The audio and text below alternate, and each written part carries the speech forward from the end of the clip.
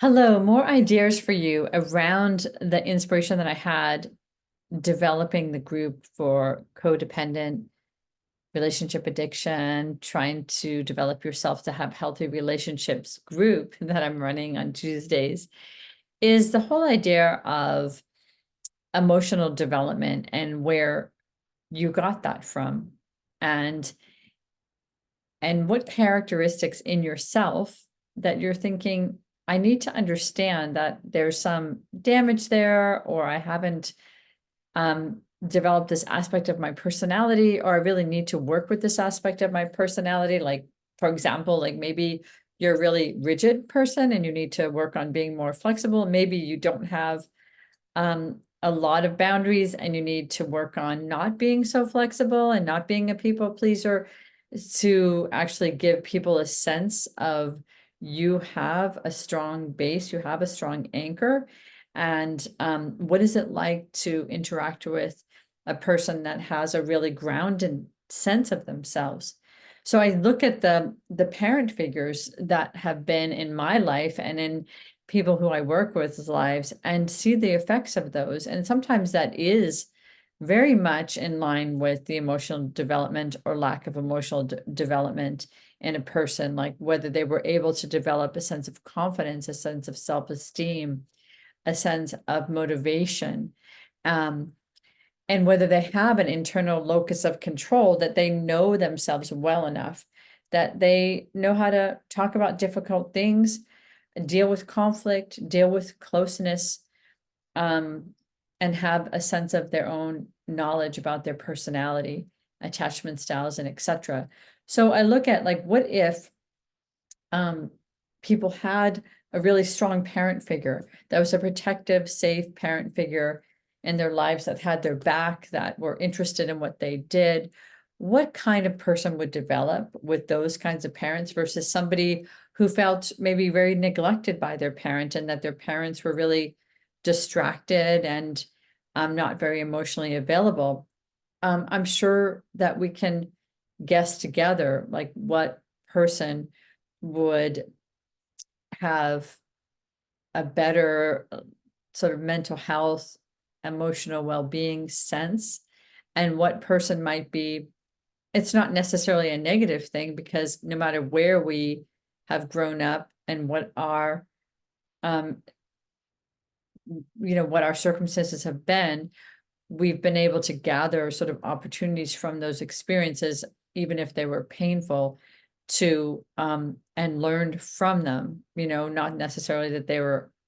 right experiences to have or correct experiences to have, but sometimes we gather a sense of resiliency when we've come from a lot of challenges in our family. But again, I always wonder, and I wonder this with myself, because I grew up in a very traditional conservative family back east, where the traditional roles really had the females in the family, because I grew up in a traditional mother, father, patriarchal family, that that the emotional development and the emotional information was given to the kids by the mother, and the father was pretty much emotionally absent in my family. And so for me to have a strong sense of emotional development, I'm not ever looking towards a male to give that to me. And so I've really had to work on trying to not be just drawn to men or males who are not emotionally available, but to really look at what kinds of ways did that affect my personality, my self-esteem, my confidence, my ability to understand myself, or to take care of myself. So there is something about not getting that from both parents that really affected me, because I was able to see sort of the delineations between the different roles that both female and males took in my world. And so that affected me. So I like people in my groups to look at how they were affected by their family. Where did they get this aspect of their personality that they might want to work with and communicate about and express? And what would it be like? And if we could look at the group as a place where people have your back, people understand you, they're trying to understand you, you get to work these things out, you get to practice how to express yourself,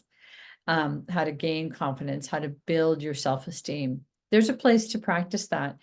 And whether you got that in your family or not, I believe that if you're looking at the version of attachment theory, that I believe you can have earned secure attachment, that you can really develop the skills in yourself and understand where your obstacles have been and where your weaknesses are in your personality. And you can actually earn secure attachment